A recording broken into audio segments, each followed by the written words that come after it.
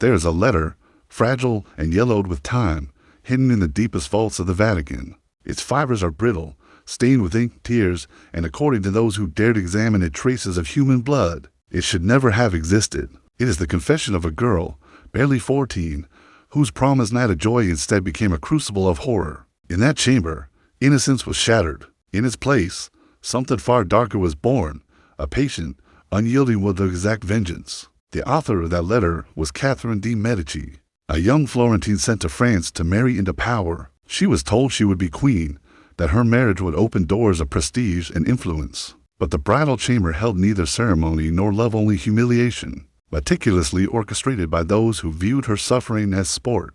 That night, her body was harmed, yes, but her dignity, the very core of who she was violated in ways words can scarcely convey. In the shadows, a thread snapped inside her, a thread connecting her to childhood, to innocence, to trust. When it broke, all that remained was a tightly wound knot of resentment. 23 nobles watched from hidden passages, eyes glinting with morbid anticipation. They did not understand that each of them would eventually pay. Catherine maintained a secret ledger, recording each name, each gesture, each cruel laugh, and over the years, she turned that ledger into a blueprint for justice, executed with surgical precision. This is not a tale of instantaneous revenge. It is the story of a mind forged in trauma, honed in silence, and unleashed only when every calculation was perfect. To understand it, we must return to October 25, 1533, the day that began like a celebration. The palace of Marseilles sparkled under autumn sunlight. Music drifted through the streets. Wine flowed freely, and nobles and commoners alike celebrated the union of France and the powerful Medici family. On the surface, everything suggested joy and grandeur, yet within the stone walls of the palace, a darker ritual awaited, hidden from the official chronicles. Catherine de' Medici, 14, walked the corridors of the palace, her silk-gloved hands clammy, despite the composure drilled into her at the convent of St. Lucy. She had been prepared for royal life, for diplomacy, for the ceremonial protocols of a queen. She had not been prepared for what awaited her in the bridal chamber, a medieval custom known only in whispers, a purification ceremony designed to humiliate foreign brides before they fully entered the royal court. Henry of Orleans, just 15, awaited her. Physically imposing, but pliable in mind, he had been trained for this night by Diane de Poitiers, a woman whose control over the young prince was absolute. She orchestrated every movement, every word, ensuring Catherine's degradation would be complete. 23 nobles hid in the shadows, their eyes wide with anticipation. Some sipped wine, others bet on how long the girl would endure before breaking. None could imagine the consequences of their voyeurism. The night began deceptively gentle. Small gestures, whispered words, feigned tenderness, all traps meant to lower her guard. Then came the torment, both physical and psychological. Catherine screamed in Italian, pleading for mercy, but her cries were drowned in laughter. Her delicate vessels ruptured, tears mixed with blood. Each episode left her consciousness slipping, only to be revived by the court physician. By dawn, the girl who entered the chamber no longer existed. In her place stood a young woman who memorized every face, every sound, every cruel act. The transformation of a survivor. Catherine did not speak for days. She moved silently through the palace, observing, learning, recording. Every insult, every betrayal, every sneer was stored in memory. The education she had received at St. Lucy's convent, Latin, philosophy, history, even the alchemical practices of her maternal aunt suddenly had a new purpose. She understood the properties of herbs, of toxins, of subtle manipulations that could heal or kill. What had once been scholarly tools were now instruments of vengeance. Her husband, Henry, noticed none of the transformation under Diane's subtle influence. He remained convinced Catherine was meek, obedient, harmless. But Catherine had learned the cardinal rule of survival in a court of shadows: reveal nothing.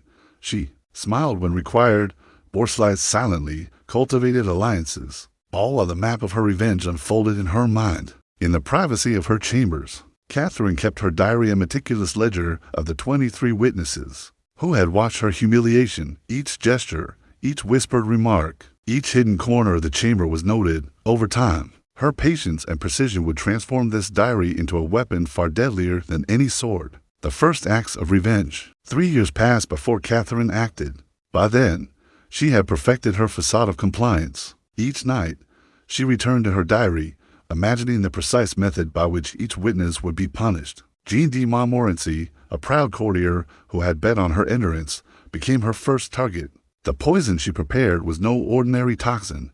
It was a calculated, slow-working blend of hemlock and mercury. The effects mirrored her own suffering, convulsions, pain, a drawn-out awareness of death.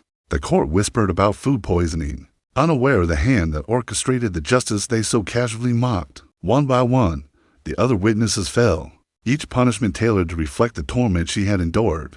But one name loomed larger than the rest: Diane de Poitiers, the mastermind of Catherine's degradation. Over decades, Catherine introduced subtle poisons into her rivals' meals. Diane's brilliance dimmed slowly, unnoticed by the court, until at last she succumbed, a testament to the queen's patient, meticulous strategy. Catherine's vengeance was not chaotic. It was elegant. Every act, every death, reflected the precise cruelty she had suffered. And when the final piece fell into place, her husband, Henry, she orchestrated it with theatrical precision. During a grand joust in 1559, a weapon struck Henry, causing agony far beyond the physical wound. Modern analysis suggests the lance was laced with a slow-acting toxin. By then, Catherine's silent campaign had lasted decades. Every humiliation, every insult, every injustice had been transformed into absolute control. The legacy of a strategist, Catherine de Medici, did not simply survive her trauma. She mastered it. She transformed humiliation into strategy, pain into weaponized precision. Her story is not an isolated case. Hidden archives reveal that other royal women, Mary Tudor, Isabella of Bavaria, and reshape likewise converted suffering into deadly skill. Their secrets, encoded in letters, diaries, and alchemical formulas, show a recurring pattern: trauma, observation, patience, execution. Catherine's tale reminds us that power is often born in silence, that revenge is rarely impulsive, it is cultivated, nurtured, and unleashed only when every variable aligns, and that human resilience, when intertwined with intellect, can bend even the harshest suffering into mastery. We tell her story not to glorify murder, but to confront the dark truth. Some wounds do not fade. Some humiliations, some betrayals, shape us irrevocably. Catherine's story chills us not because it recounts acts of death, but because it shows how the human mind can survive and adapt through profound cruelty. Some truths, once uncovered, can never be forgotten. Others, perhaps, are better left buried.